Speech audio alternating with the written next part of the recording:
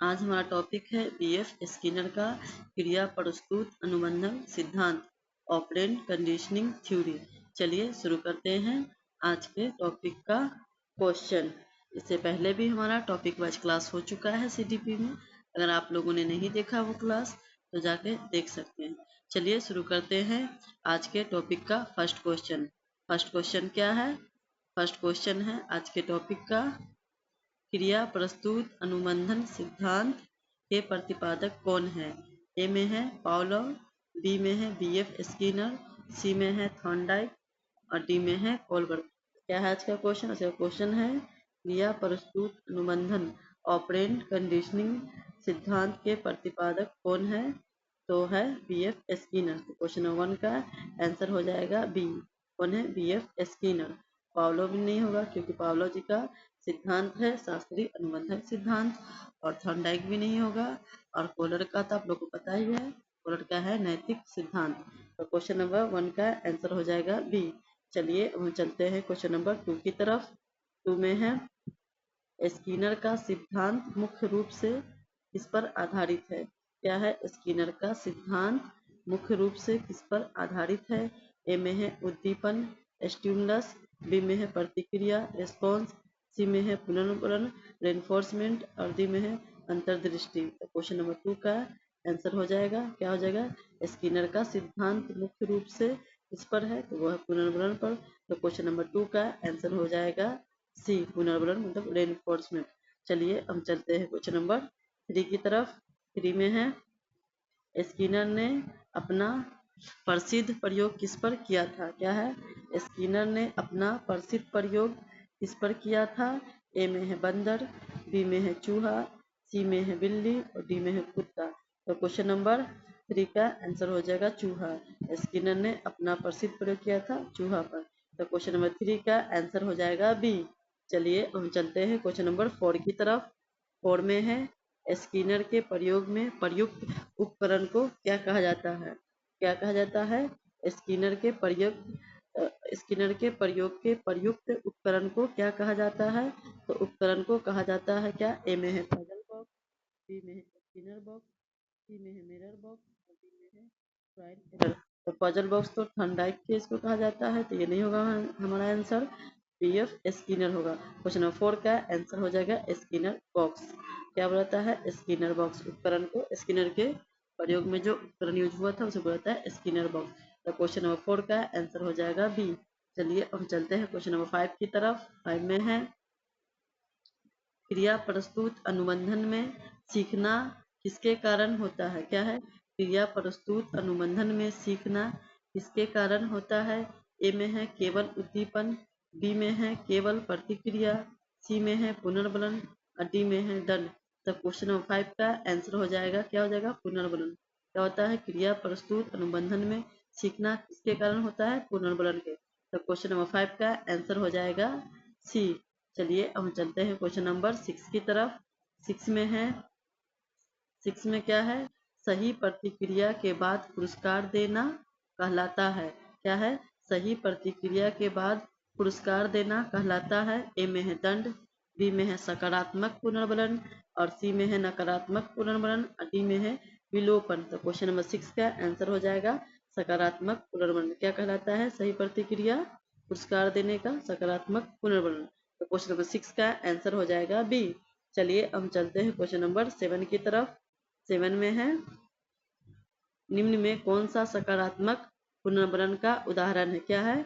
निम्न में कौन सा सकारात्मक पुनर्वलन का उदाहरण है? ए में है प्रशंसा करना, बी में है डांटना, सी में है जुर्माना लगाना, डी में है सजा देना। तो क्वेश्चन नंबर 7 का आंसर हो जाएगा प्रशंसा करना। क्या है? सकारात्मक पुनर्वलन का उदाहरण है प्रशंसा करना। अगर आप किसी बच्चे को सही प्रतिक्रिया करने पर आप उसका प्रशंसा करते हैं तो वो सकारात्मक पुनर्वलन है स्किनर के द्वारा। चलिए हम चलते हैं क्वेश्चन नंबर 8 की तरफ। 8 में है नकारात्मक पुनर्वलन का अर्थ है। क्या है? नकारात्मक पुनर्वलन का अर्थ है ए में है दंड देना, बी में है अप्रिय स्थिति को हटाना, सी में है पुरस्कार देना, डी में है अनदेखा करना। तब क्वेश्चन नंबर 8 का आंसर क्या हो जाएगा?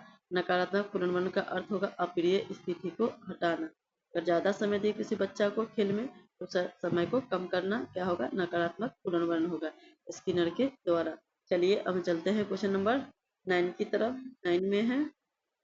9 में है स्किनर के अनुसार सीखने में सबसे महत्वपूर्ण तत्व क्या है। क्या है, स्किनर के अनुसार सीखने में सबसे महत्वपूर्ण तत्व क्या है। ए में है अभ्यास, बी में है पुनर्बलन, सी में है परिपक्वता और डी में है अनुकरण। क्या है, स्किनर के अनुसार सीखने में सबसे महत्वपूर्ण तत्व क्या है, पुनर्बलन का। तो क्वेश्चन नंबर 9 का आंसर हो जाएगा बी। क्या हो जाएगा, बी पुनर्बलन। चलिए हम चलते हैं क्वेश्चन नंबर 10 की तरफ। 10 में है प्रत्येक सही प्रतिक्रिया पर पुनर्बलन देना कहलाता है। क्या है, प्रत्येक सही प्रतिक्रिया पर पुनर्बलन देना कहलाता है आंशिक पुनर्बलन, सतत पुनर्बलन और सी में है विलंबित पुनर्बलन और डी में है दंड। क्या होगा, हमारा क्वेश्चन क्या है, हमारा क्वेश्चन है प्रत्येक सही प्रतिक्रिया पर पुनर्बलन देना कहलाता है आंशिक पुनर्बलन और सतत पुनर्बलन और विलंबित पुनर्बलन और दंड। क्या पूछे, जब प्रत्येक सही प्रतिक्रिया है तो उसमें देना है सतत पुनर्बलन। क्वेश्चन नंबर 10 का आंसर हो जाएगा बी। क्या होगा, जहाँ सही प्रतिक्रिया पर पुनर्बलन है तो वहाँ होगा सतत पुनर्बलन। तो क्वेश्चन नंबर 10 का आंसर हो जाएगा बी। चलिए हम चलते हैं क्वेश्चन नंबर 11 की तरफ। 11 में क्या है, 11 में है कुछ प्रतिक्रियाओं के बाद ही पुनर्बलन देना कहलाता है। क्या क्वेश्चन में कुछ प्रतिक्रियाओं के बाद पुनर्बलन देना कहलाता है सतत पुनर्बलन और बी में है आंशिक पुनर्बलन, सी में है सकारात्मक पुनर्बलन और डी में है विलोपन पुनर्बलन। यहाँ कुछ प्रतिक्रियाओं की बात हो, जहाँ सही प्रतिक्रिया की बात हो जाएगा वहाँ होगा सतत, और जहाँ यहाँ कुछ प्रतिक्रियाओं के बाद पुनर्बलन देना कहलाता है तो वो हो जाएगा आंशिक पुनर्बलन। क्या हो जाएगा, आंशिक। तो क्वेश्चन नंबर 11 का आंसर हो जाएगा बी। क्या होगा, आंशिक पुनर्बलन। तो क्वेश्चन 11 का आंसर बी होगा। चलिए हम चलते हैं क्वेश्चन नंबर 12 की तरफ। 12 में है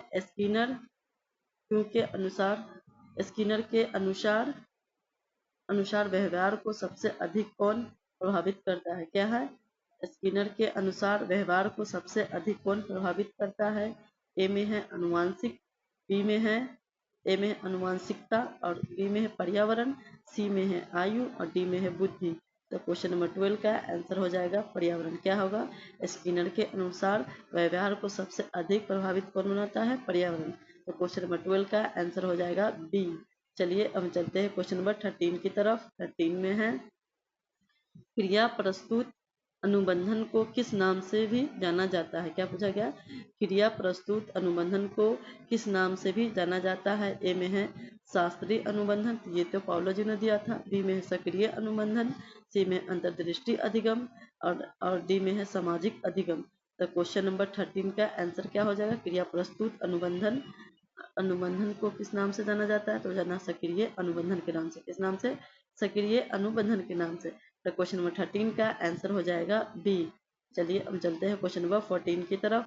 14 में है सही उत्तर देने पर शिक्षक द्वारा शाबाश कहना किसका उदाहरण है। क्या है, सही उत्तर देने पर शिक्षक द्वारा शाबाश कहना किसका उदाहरण है। ए में है दंड का, बी में है सकारात्मक पुनर्वरण का, सी में है नकारात्मक पुनर्वरण का और डी में है विलोपन का। तो क्वेश्चन नंबर 14 का आंसर हो जाएगा बी। क्या होगा, सकारात्मक पुनर्वरण का सही उत्तर देने पर शिक्षक द्वारा शाबाश कहना किसका होगा, सकारात्मक पुनर्वरण का। तो क्वेश्चन नंबर 14 का आंसर हो जाएगा बी। चलिए अब चलते हैं क्वेश्चन नंबर 15 की तरफ। 15 में है गृह कार्य पूरा करने पर मोबाइल चलाने की अनुमति देना किसका उदाहरण है। क्वेश्चन में क्या है, गृह कार्य पूरा करने पर मोबाइल चलाने की अनुमति किसी बच्चे को देना या बच्चे को देना किसका उदाहरण है। ए में है सकारात्मक पुनर्वरण का, बी में है दंड का, सी में है विलोपन का और डी में है अनुकरण का। इस टाइप का भी क्वेश्चन एग्जाम में आता है, इसलिए आप लोग अच्छे से रिवीजन कर लीजिएगा और रिवीजन करके जाइए एग्जाम में।